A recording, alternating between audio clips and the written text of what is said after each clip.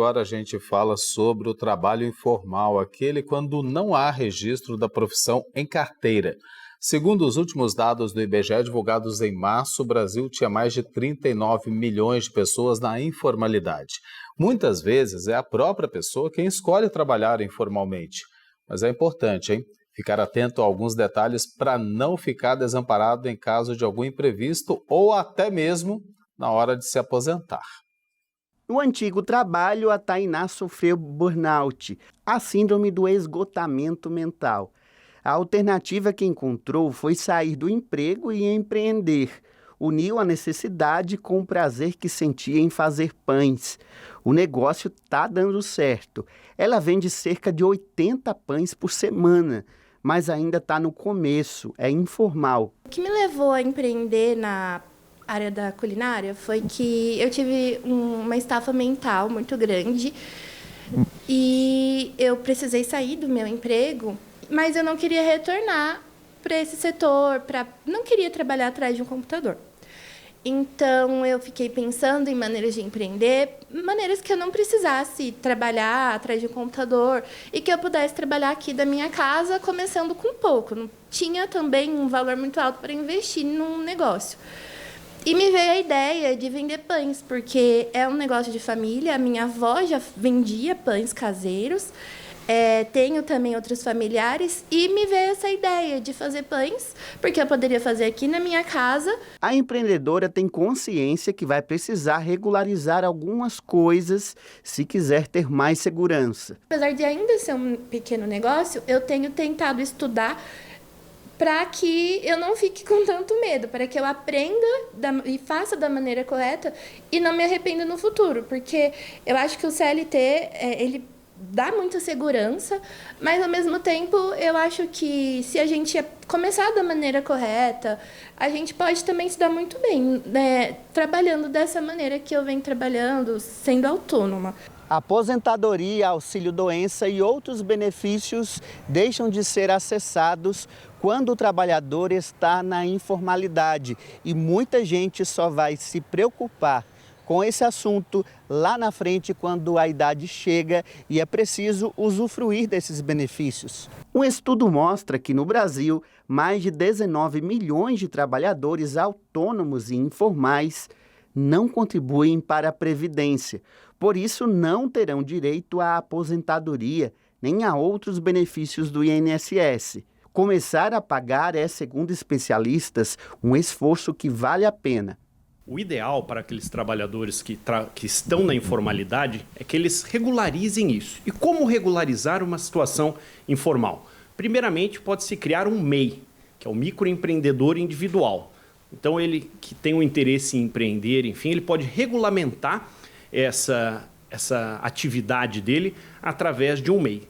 Dentro desse MEI, que ele nem precisa de contador, dentro do computador mesmo ele consegue acessar e gerar, ele transforma um número de CNPJ, que é um Cadastro Nacional de Pessoa Jurídica, e dentro disso ele pode passar a realizar então ali recolhimento. Quais seriam esses recolhimentos? Recolhimentos previdenciários, que é para aquele segundo momento ali, que é um momento mais adiante, em caso de aposentadoria, de algum risco, enfim, que venha a sofrer a saúde dele, para que esse empregado ele possa, então, ter essa segurança.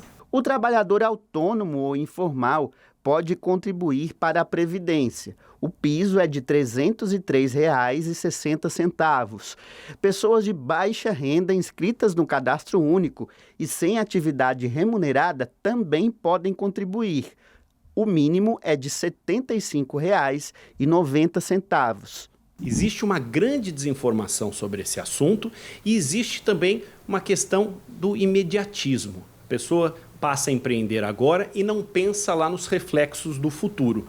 Ou seja, vou ter um recolhimento, vou ter que regularizar isso, eu vou viver o hoje. E acaba não se planejando para o futuro. Só que é de suma importância se planejar para o futuro. Então, é importante regulamentar agora, através da criação de um MEI, de um recolhimento previdenciário.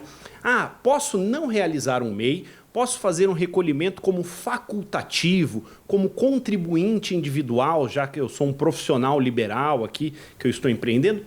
Pode, é possível então você fazer um recolhimento direto numa guia GPS, que é uma guia junto à Previdência, junto ao INSS. Você faz esse recolhimento, a alíquota é 20% sobre os seus ganhos, limitado ao teto ali da Previdência, e com isso você passa a estar garantido, passa a estar segurado e ter as garantias aí do INSS, que é o Instituto Nacional do Seguro Social. E falando sobre essa informalidade no mercado de trabalho, você que está acompanhando o TJ Aparecida pode aproveitar e responder a nossa enquete de hoje, que traz justamente essa questão. Você já teve um trabalho informal? Responda para a gente lá no Instagram, @TJAparecida Oficial, ou pelo nosso WhatsApp, que é o 12 99750-3600. Nós seguimos com esse tema por aqui no TJ para saber se você de casa já ouviu falar no termo pejotização. Esse termo ele é usado quando o trabalhador, ao invés de ser contratado com a carteira assinada, ele acaba prestando o serviço como empresa, a famosa PJ. Essa prática vem crescendo no Brasil e sobre o assunto a gente conversa com o doutor André Rizardo, que é juiz do trabalho de Campinas. Doutor, seja muito bem-vindo, boa tarde para o senhor. Boa tarde a todas as pessoas que nos ouvem e estamos aqui. O que a senhora pergunta aí? Estou à disposição. Doutor, já aproveito para perguntar para o senhor sobre o que caracteriza a pejotização e por que ela tem se tornado tão grande agora no mercado, tão comum no mercado de trabalho. Bom, o que caracteriza a pejotização é o fato, como o advogado já mencionou na reportagem anterior e o jornalista também, achei muito interessante as palavras deles, é essa questão da pessoa se cadastrar como uma pessoa jurídica, né?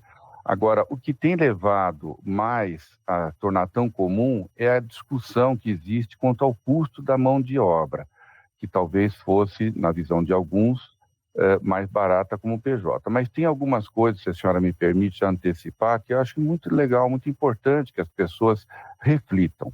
Por exemplo, nessa questão do trabalhador, ele ser uma pessoa jurídica, ele não vai ter, por exemplo, a discussão da jornada de trabalho, que a pessoa jurídica não tem limite de horário de trabalho. Então, a pessoa poderá trabalhar 8, 10, 12 horas, o que não acontece com a pessoa que é o seletista.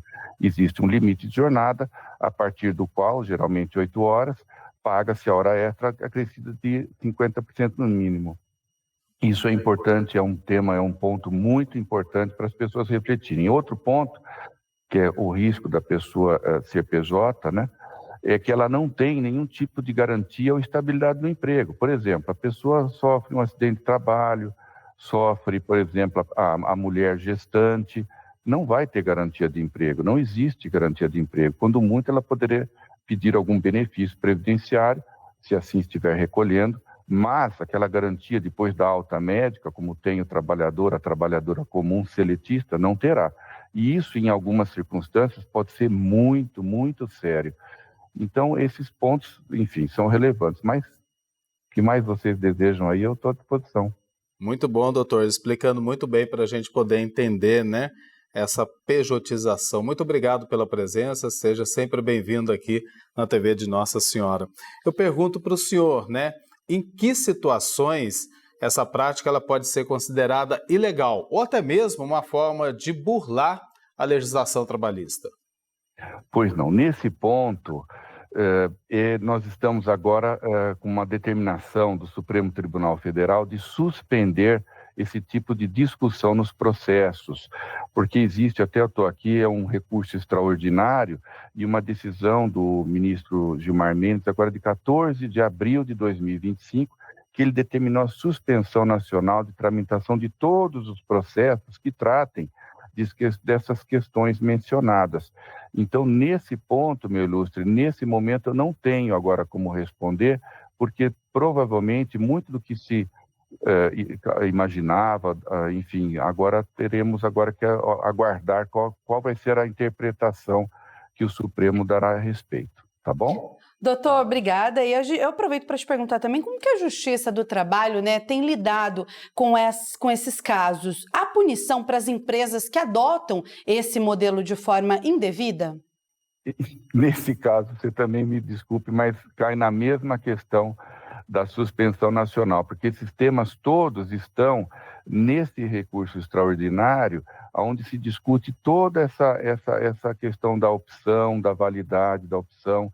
E essa pergunta sua também está ainda sub júdice e eu também agora não tenho como responder, porque preciso aguardar como o Supremo vai interpretar. Doutor, por tudo isso que foi dito, né, nessa entrevista com o senhor, aliás, muito esclarecedora, eu pergunto para o senhor, qual a orientação para quem então optou por CPJ, né?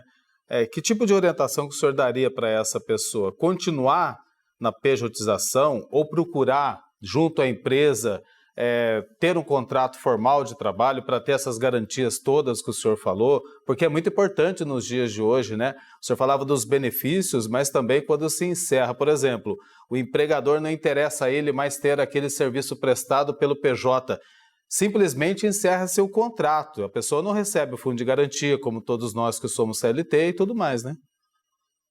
Sim, a pessoa quando é PJ, ela não tem fundo de garantia, não tem férias, não tem 13º, não tem, como eu lhe disse, essa questão da garantia de emprego, estabilidade, no caso do acidente de trabalho, da gestante, não se fala em cipeiro, não tem também a questão do limite da jornada. Isso eu acho um ponto muito interessante as pessoas refletirem, porque as pessoas às vezes se esquecem desse ponto. Você vai trabalhar quanto? 8 horas, 10, 12 horas? Quantos dias por semana? 7 dias? Você vai trabalhar no feriado ou não? Qual é o tipo de conversa, de pacto, de contrato que você vai ter? Então, nesse caso, olha, eu sou bem sincero, cada pessoa tem que refletir a sua realidade. Porque existem, talvez, algumas circunstâncias em que o PJ talvez seja mais interessante. Eu vou citar um exemplo. Você, por exemplo, presta serviços concomitantemente para mais de uma pessoa.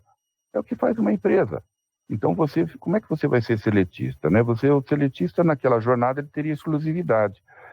Então, por exemplo, um consultor, talvez, PJ, não um seletista. Então, depende da realidade de cada pessoa, depende da visão de mundo de cada pessoa.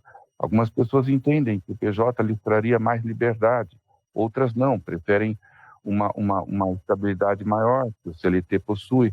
Então, cada pessoa tem que vislumbrar a sua realidade. E outra questão importante é que as pessoas também devem ter um advogado da sua confiança, que possam se dirigir a essas pessoas e perguntarem, olha, a minha realidade é esta, o que vocês acham? Ou um sindicato, ou enfim, alguém que dê esse amparo jurídico para que as pessoas possam levar as suas dúvidas e falar, olha, a minha vida é essa, a minha realidade é essa, minhas necessidades são essas. O que a senhora ou o senhor entendem juridicamente? E depois a pessoa refletir e escolher o que melhor entende para si. Doutor André, muito obrigado, viu, pela sua participação aqui no TJ, foi um prazer recebê-lo. Uma boa tarde a todas as pessoas que nos ouvem e eu agradeço vocês, estamos sempre à disposição aqui em Campinas, no TRT, tá bom? Obrigada, doutor. Um abraço, nós também aqui.